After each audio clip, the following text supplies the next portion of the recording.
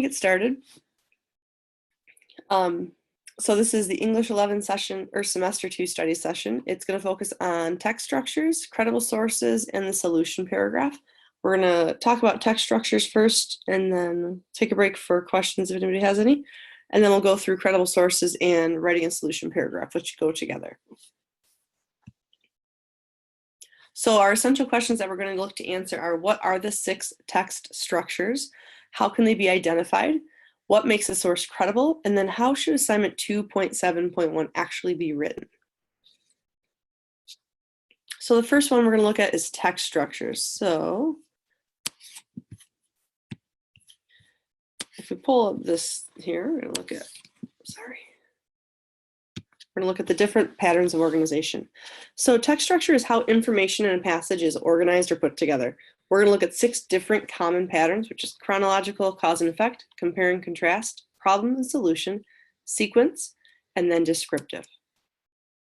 In the chronological, information is organized in order of time. So maybe you're talking about your day, and you're telling the things that happened first, second, next, and then so on until the end. Chrono means time and logic means order. So it's the order that time happens. They're giving you an example here of Jack and Jill and what's, their things are happening in a specific order. Cause and effect is when an action is explained and then its result is also explained. So something happens because of something else. So students did not learn the material, so they performed poorly on the test. You don't want to confuse this with chronological because this is not necessarily in a time progression. It's just that this happened because of this other thing, which caused it. For compare and contrast, this is how 2 things are similar and how they're different. So if you're looking at apples and oranges, they're both fruits, they both have skins. People don't eat orange skins, but they do eat apple skins, and oranges have more juice and apples have less. Problem and solution is when a problem and then possible answers are suggested. So if the problem is that property is being spray painted, a solution might be you could require a license to buy spray paint. You don't want to confuse this with problem and effect, or I'm sorry, with cause and effect, because it is presented as a problem for this situation.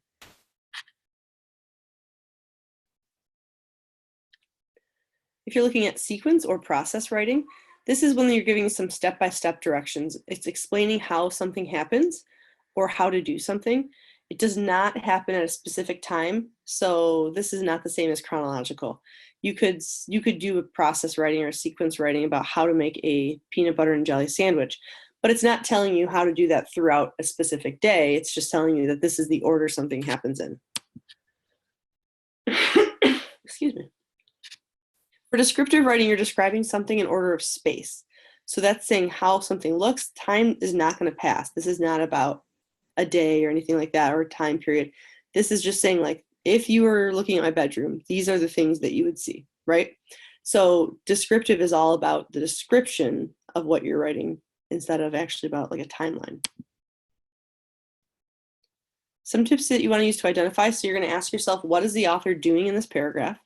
You want to put it into your own words. Then you want to use the graphic organizer to see if the information fits. And you're going to look for signal words, which we'll talk about in a little bit. So we're going to practice. You're going to read each passage, and then you're going to look at how the text is organized. Okay, you don't have to write your answer, but you can if you want to. And then we will go through the answers as we go. So the first one is popular sports. Football and baseball are 2 of the most popular sports in the country. They have many things in common. For one, they are both team sports, and they both require players to advance to an end or home point on the playing field. However, football requires players to carry the ball to the end zone, whereas in baseball, it is the defending team that controls the ball while it is in play.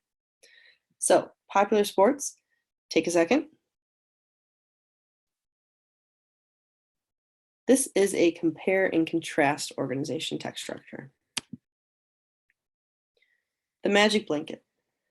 One day, while walking home from school, he found a magic blanket. When he covered himself with it, he turned invisible. At first, he used his power to play all kinds of tricks on people.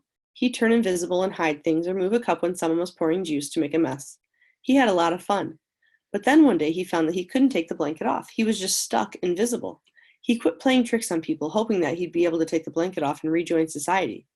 But it didn't work. He is still invisible somewhere right now, and he is very lonely. Okay, so this, take a second.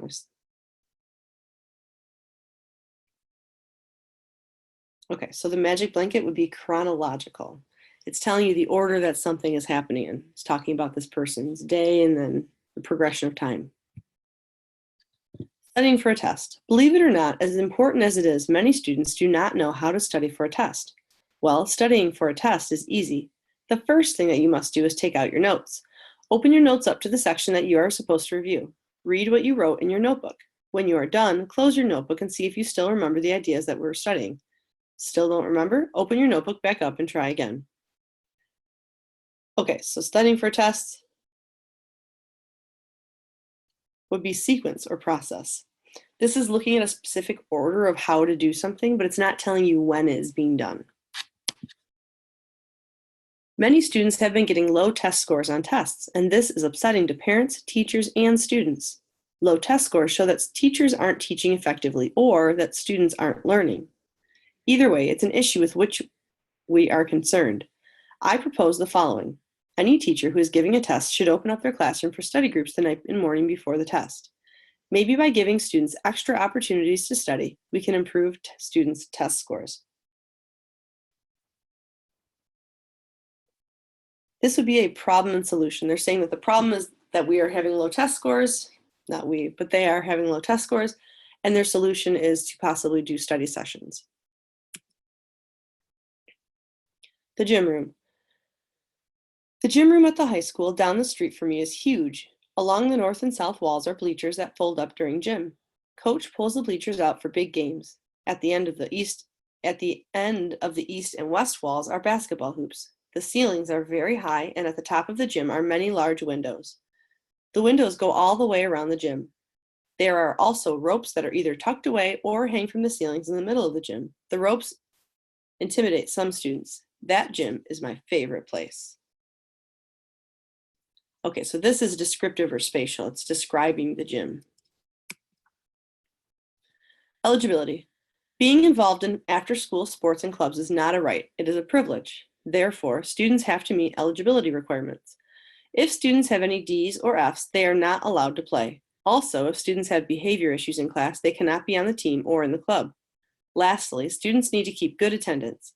If students miss school, they most certainly cannot come to practice. Being on a team is a lot of responsibility. If students are not proving to be responsible, they will not be permitted to be in clubs or teams. Okay, so this one is cause and effect. They're describing the things that would cause somebody to end up not being allowed to be in clubs or teams. So the answers are all right there in case you'd written them down. So signal words, if you're looking at chronological order, signals are first, second, third, something like that, before or on, the date, not long after, at the same time, finally. Those are all words that signal that you're telling the order of something. Compare and contrast, there are a lot of them. But like, unlike, but, in contrast. So you're looking at things that show that you're talking about how things are the same or how things are different. For cause and effect, therefore, so, this led, as a result.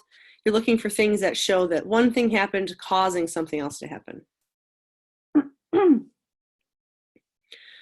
For problem solution, the question is, the dilemma is to solve this, one answer.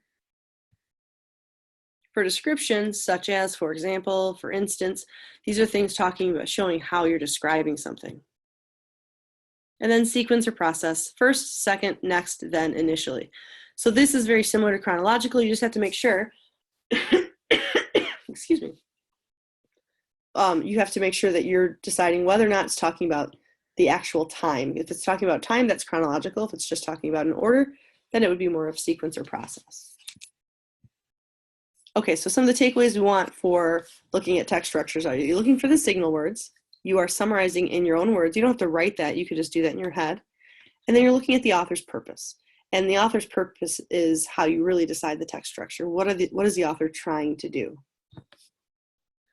Okay, so we have no questions right now, but my contact information is up there. So if at any time you're watching this and you do have questions, you're more than welcome to message me. So my name right here, you can just shoot me a chat message, or you can always email me as well. And my email is right there. So we're gonna move on. to credible sources, which is 2.1.1. Excuse me. So when you're looking at credible sources, we're going to go through here and talk a little bit about what makes a credible source. So credible means that something is able to be believed, or it's reasonable to trust or believe in that thing. So what we're saying is, when we're looking at information on the internet and when we're looking for things to research, how do we know if a source is credible? So we are going to use the CRAP method, which is currency, reliability, authority, and then purpose or point of view. So currency is how current is the information? Is it recently updated, or is it really old? Reliability, what kind of information is included? Is the content primarily opinion, or is it balanced with both sides? Does the creator or author provide references? Authority, who is the author? Do they have specific credentials that make them an authority on this topic? What was the reason they published this? Are there advertisements everywhere? Purpose and point of view, is this fact or opinion? Is it biased, meaning do they take one side or the other? And then, is the creator or author trying to sell you something? Because if they're trying to sell you something, then the purpose is different than if they're just trying to provide you with information. So, an example of a bad source. Based on evidence collected by my roommate, jackalopes are hybrid jackrabbits crossed with pheasants and antelopes. Native only to South Dakota, they are known for pranking hunters. This is obviously not a good or credible source, because it's just the opinion of somebody who clearly doesn't know a lot about jackalopes. So supporting arguments with sources. Information you're going to use to support your arguments are really important for a couple of reasons. When you are looking at credibility for your audience, they're looking at your argument and judging it a lot of times based off of your sources. So even if you have a really solid argument, if your sources don't look credible, then the audience is going to assume that maybe you are also not credible, even if you know exactly what you're talking about. So using information from questionable sources leads the audience to question whether or not they can trust you as a person. So where can information be sourced for a credible argument? Websites are useful for finding information, but now you have to decide which ones are going to be credible enough to use as resources. So for research, it's best to have an .edu, .gov, or .mil ending in the URL. So this shows you what all of the different URLs mean, but those three are the ones that you really want to look for if you're trying to do research. So most credible official government websites, institutional sites that are like universities, government bodies, respected organizations, peer-reviewed journals are really good, and experts in the field have looked at the work and they've confirmed that it's actually accurate and that it's credible. Also reputable news sources, but you need to make sure you're actually using a reputable news source and not a news source that has a lot of opinion-based facts. Less credible would be blogs, web forums, where it's a discussion that anybody can put their opinion out there, individual or business websites, and the material published by a person or organization that may have an ulterior motive, meaning like they are trying to sell you something or do something besides just give you this information. So when we're looking at the CRAP, right, this one is a site from 1996, right? So this is not a current enough site for us to really feel comfortable using it. Wikipedia can be a good spot to find resources, but authority is a problem. So when you're looking at Wikipedia, what you really want to make sure is that you are getting some general information, and then I like to go to the bottom of Wikipedia, and you can find the places that people used to put the information on that website. And that's kind of a good tip. Like if you are having a hard time finding information, go there. But then look for the sources that are actually credible that were cited on the bottom of Wikipedia's page. And those are sometimes a good place to jump off and find out some information. Okay, so sites authored by experts in the field of research or authored by researchers who have extensive experience on a subject. If somebody's devoted a significant part of their life to study something or become an expert in something, then those are people that you would want information from. So if this website right here is NRA News, so you can say, I believe everything the site says because it's written by the National Riflemen's Association. They know everything about guns. The problem is that this site is pro-militia and very anti-gun control. So biased sites aren't necessarily bad, but you have to make sure that you inform the reader that the site's biased. So it's okay to look at a website that's for a specific thing or against a specific thing, but just make sure that whoever's reading your essay or your paper is aware of the fact that that site does have that biased opinion. Okay, so popular sites are written for a general audience. They usually provide an overview, and they're short. They don't usually have cited sources. Scholarly is what you're looking for. It's written for professionals. It provides detailed information based on evidence. Google Scholar is a really awesome source. You can just go right onto Google Scholar and search for the things that you're looking to do research on. So we're going to cut out here and click back over. So when you're looking at 211, you want to make sure that you understand what the CRAP represents, understand what makes a credible website, and make sure that you're checking the URLs when you're looking for different things to research.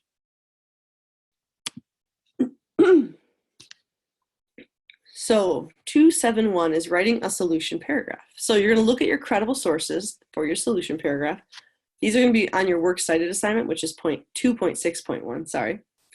Then you're going to find a short quote that you want to use for support.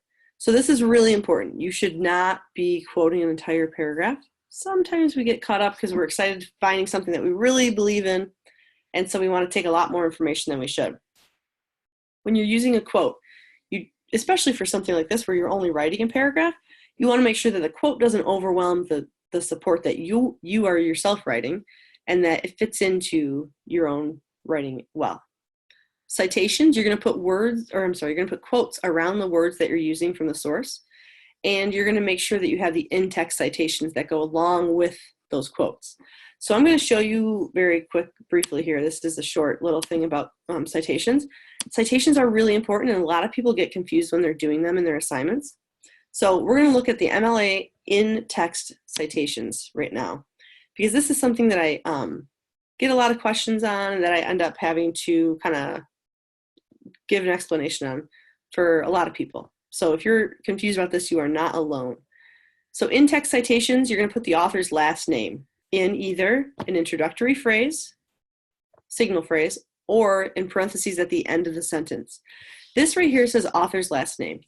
But what you really need to put in the introductory phrase or at the end in parentheses is the first thing that appears in your works cited page. Sometimes people don't have an author listed because they can't find one. There is no author. Maybe it was lots of authors and it was put into some kind of website that doesn't provide the author. So if you don't have an author, that's okay, but you're just going to list the first thing. A lot of times if you don't have an author, it's the title of the work. In-text citations of a direct quotation with the author's name and a signal phrase was going to look like this.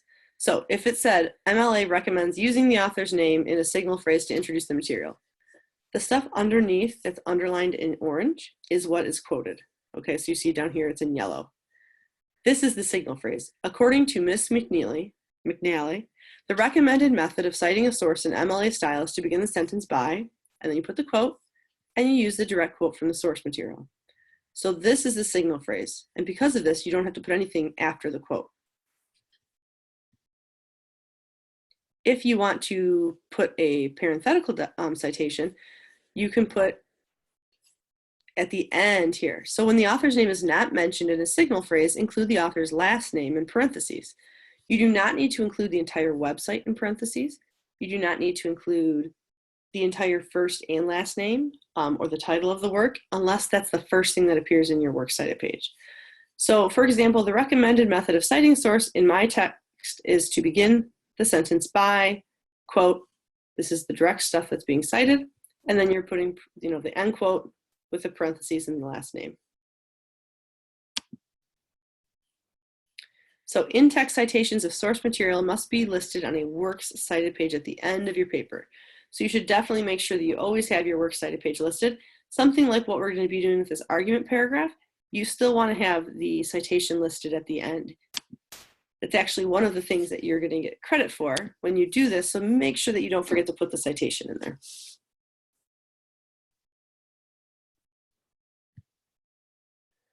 So when you're doing 2.7.1, we're going to talk about what that looks like.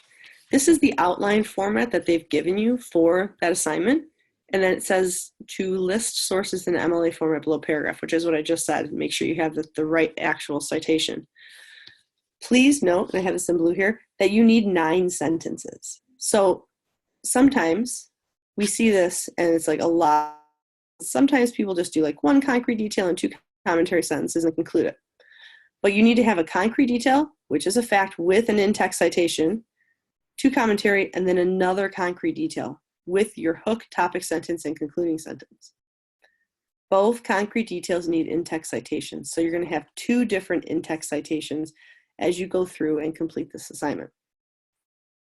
The example that they've given you here shows you. So it's going to say, have you ever wondered how some people manage to save thousands of dollars? It gives you a topic sentence. It gives you a concrete detail with a signal, right? And the quote. And then you're going to get some commentary here. Then you're coming down for another concrete detail with a quote, and then two more commentary sentences. Then you're going to wrap it all up. At the very bottom, you have to include the works cited page. We know that this is the first thing listed. There's no author for this. So 101 Ways to Make $1,000 in 2018 is the title of the work, and it's the first thing listed in the works cited page. So when you come up here and see the signal phrase and the parenthetical citation, you see that they are both just the title of the work because that's the first thing listed. So you're going to do the outline is going to look like this. When you move on to actually write your final draft of your solution paragraph, you do have to take out all of these tags and make it into a paragraph by itself. So make sure you don't just turn the same assignment in as you continue through the unit. Make sure that you really do take the stuff out and put it as part of your a full paragraph, because that's what they're looking for at the end. All right, so that wraps up. As I said before, if there are any questions at any time about ELA, or not ELA, it's English. I am Leslie Farrington. That's my name and email up there. So you are always welcome to message me or send me an email about any English questions about any of the courses, not just English 11 semester 2. So any things you have, just let me know. Thanks.